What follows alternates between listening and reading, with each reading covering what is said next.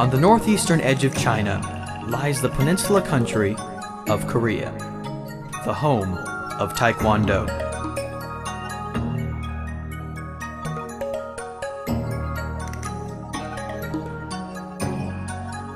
Korea, a land of breathtaking beauty.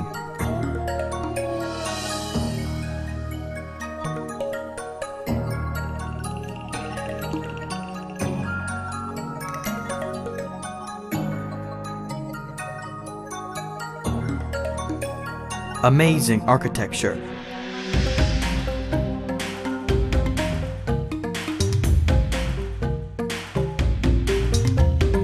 and the birthplace of the man who would change the world of martial arts forever.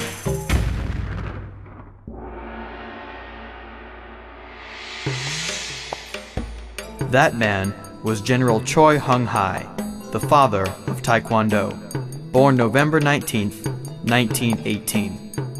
As a teenager, his martial arts training was sparked by an incident during the Japanese occupation of Korea. In 1930, a group of Japanese students taunted and harassed a group of Korean female students. The news traveled, and a group of Korean students tracked down the Japanese students and beat them severely. Later, the Japanese police came and ruthlessly crushed the Korean student defenders. Disgusted by this action, Choi Hung-hai became a leader of the movement protesting the Japanese occupation. He soon moved to Tokyo and began studying karate. On October 20th, 1943, he was captured, drafted, and forced to join the Japanese army. During basic training, he and 30 others attempted an escape. They failed. They were all arrested and tried for treason. Choi Hung-hai was sentenced to a 7-year prison term, which was later changed to a death sentence. Just 3 days before his execution date on August 18, 1945, Korea was liberated from the Japanese occupation, and Choi Hung-hai walked out of prison a free man. Immediately after regaining his freedom, he volunteered to take part in the construction of the new Korean government. He was commissioned as a second lieutenant of the Korean Army.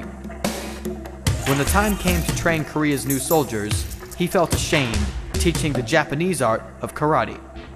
So over 9 years, he researched, practiced, and refined a new Korean martial art based on scientific movement and a mentality fit for Korea's finest.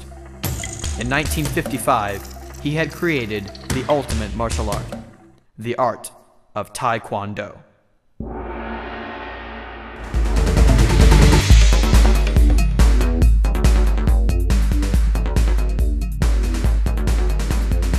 Well, in Taekwondo, 5 tenets of Taekwondo are taught: courtesy, to be nice and respectful; integrity, to tell the truth and to do the right thing; perseverance, to keep trying and never give up; self-control, to control your mind, what you think; your body, what you do; and your emotions, what you feel; an indomitable spirit, and that's the feeling of being a champion, knowing that you're born to win. And we live by those tenets, and it's really a guide on how we live our lives. Future black belt, sir! I personally teach in groups of experience level and age. That way I don't have my children with my adults. It's for safety reasons. This gives the students an opportunity to work on their basic techniques, their drills. There's 2 different basic sets of drills that they teach here. There's kicking drills, where you're doing your technique while you're moving with a partner, so you've got a partner to target. And then we also have something called one-steps that the adults use, also with a partner, so you've got your targeting down, and it's usually a more complex set of moves. It's more stationary than the kicking drill. We work on some patterns. Well, forms in Taekwondo are basically the combination of moves put together to simulate a fight between you and multiple opponents. It teaches you how to visualize the kind of attacks you'd go through in different situations to be able to take care of one opponent and then quickly move along to the next. Each and every belt has a form that needs to be memorized, and of course as you progress in the martial art, the forms become more advanced and more advanced techniques are involved. So forms are basically kind of practice fighting in thin air. And it's a great way to develop your skill.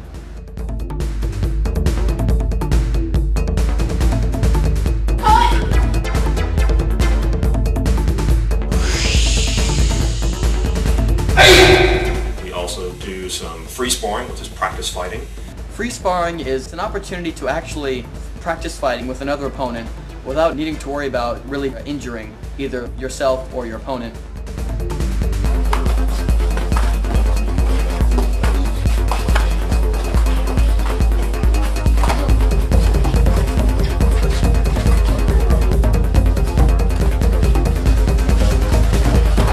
We use the Macho Free Sparring gear, which is a very high density foam pads, great protection.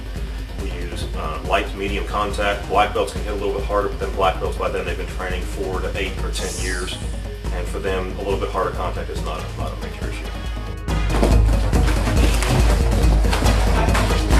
Great, punch hard.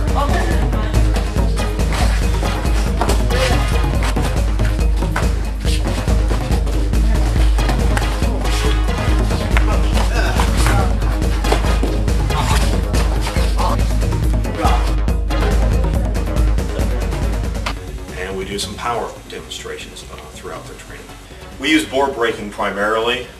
We do a little bit of bag work for the conditioning and the safety, so they're prepared for it. Their body, their muscles, their striking tools are prepared before they start hitting the boards. And as they grow through the ranks, the board breaking becomes a mandatory portion of their progression.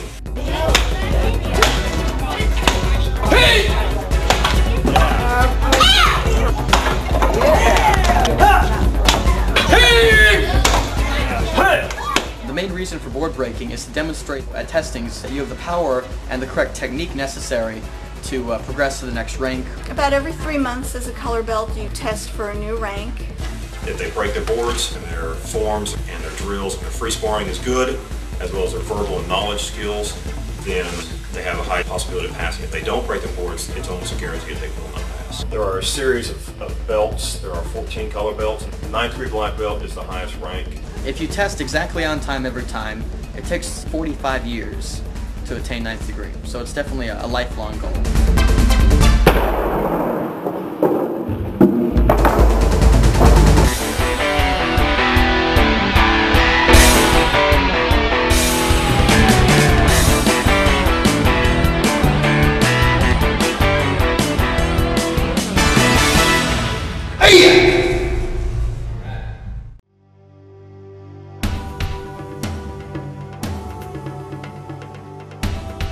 I'd say the most rewarding part of teaching is to really see a student finally understand. It's that glow in the eye that, oh, I can do this.